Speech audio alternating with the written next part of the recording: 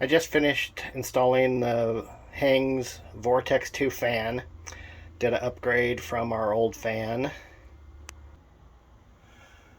The old fan, you can see, is quite a bit smaller than the new one.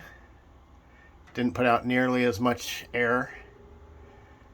Super easy install. Took me about 15 minutes or so to install this fan. That included drilling out a couple rivets that hold the old motor in, and then installing the fan, hooking up the wires, getting everything running, putting it all back together. Super easy install. Something if you're having trouble with your fan or just want to get more airflow, I would definitely recommend. It's got a 3-position fan on it. A little bit loud, not too bad.